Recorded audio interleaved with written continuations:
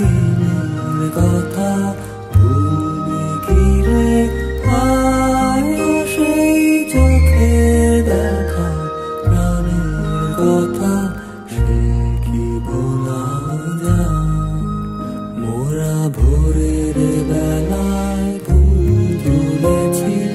তুলেছি দোলায় বাজিয়ে বাঁশি গান গেয়েছি পুকুরের তলায়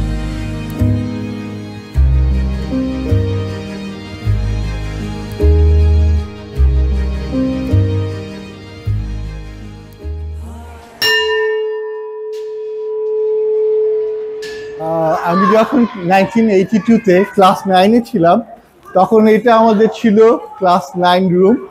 আমি আর আমার ক্লাস 4-এর ফ্রেন্ড খোকন আমরা সবসময় একসাথে বসতাম এবং ক্লাস 9-এ আমাদের সিট ছিল এটা, লাস্ট বেঞ্চে আমরা বসতাম। স্যারের প্রেজেন্ট দেওয়ার পরে আমরা এই জানলা, তখন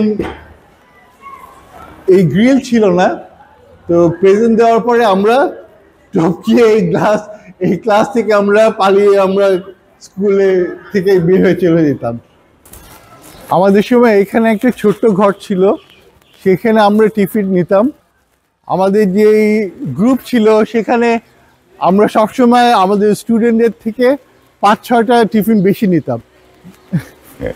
এটা খুব আমাদের পরিচিত মানে ফেভারিট জায়গা ছিল, কারণ এখানে আমাদের স্কাউটিং রুম ছিল, উপরে টিচাররা থাকতেন আর এখানে আমাদের হেড স্যার থাকতেন।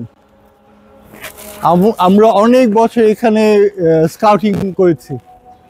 আমি তো 83 ব্যাচের, তো আমাদের সময় এখানে এত বড় বিল্ডিং ছিল না, এখানে 3টা রুম ছিল খুবই ছোট ছোট, আমাদের টিচাররা থাকতো। আর এখানে একটা বাউন্ডারি ওয়াল ছিল, সেখানে আমাদের ইসলামিয়া টিচার থাকতেন নোমানি স্যার, যাকে আমরা কালো টুপি হিসাবেই জানতাম। আর এখানে কোনো কিছু ছিল না, এসব সবই নতুন। আমাদের সময় এটা একটা ইন্ডাস্ট্রিয়াল আর্টস রুম ছিল।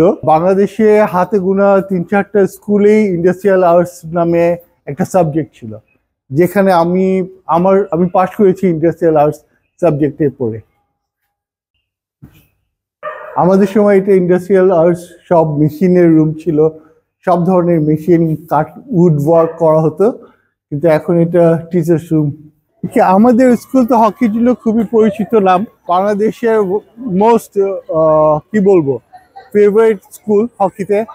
83-তে আমার জানা মতে 83-তে আমরা পরপর 12 বছর হকিতে চ্যাম্পিয়ন ছিলাম স্কুলে। তখন খেলার এরকম মাঠ ছিল না, আমরা জাস্ট এই পিচের উপরে খেলতাম।